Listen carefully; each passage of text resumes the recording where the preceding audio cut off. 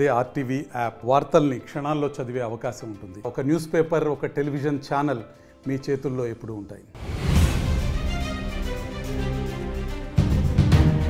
ఏపీలో అధికారం కోల్పోయిన తరువాత వైసీపీ నేతల పరిస్థితి దారుణంగా తయారైంది. కూటమి ప్రభుత్వం అధికారంలోకి రాగానే జగన్ హయాంలో జరిగిన అవినీతి, అక్రమాలపై ప్రత్యేక దృష్టి పెట్టింది. ఇప్పటికే పలువురు వైసీపీ నేతలపై కూటమి ప్రభుత్వం కేసులు నమోదు చేసింది. ఏ క్షణంలోనైనా తమపై కేసులు నమోదయ్యే అవకాశం ఉందనే భయం వైసీపీ నేతల్లో నెలకొంది.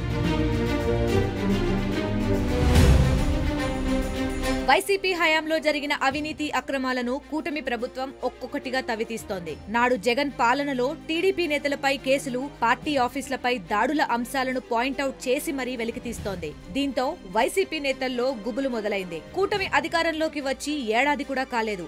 ఇప్పుడే పరిస్థితి ఇలా ఉంటే మరో 4 ఏళ్లు ఎలా ఉంటుందోనని ఫ్యాన్ పార్టీ నేతలు సమాలోచనలో పడ్డారు. కేసు నుంచి తప్పుకోవాలంటే టీడీపీలో చేరడమే తమ ముందున్న ఏకైక మార్గమని వైసీపీ భావించారు.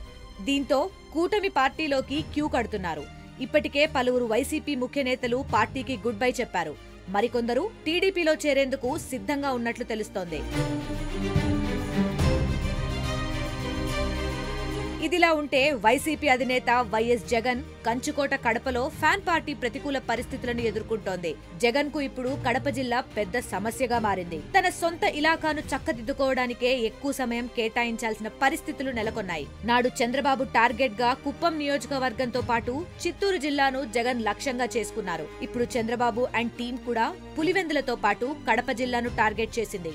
అందుకే జగన్ ఎక్కువగా బెంగళూరు నుంచి పులివెందులకు తిరుగుతూ కడప జిల్లా నేతలతో సమావేశమవుతున్నారు.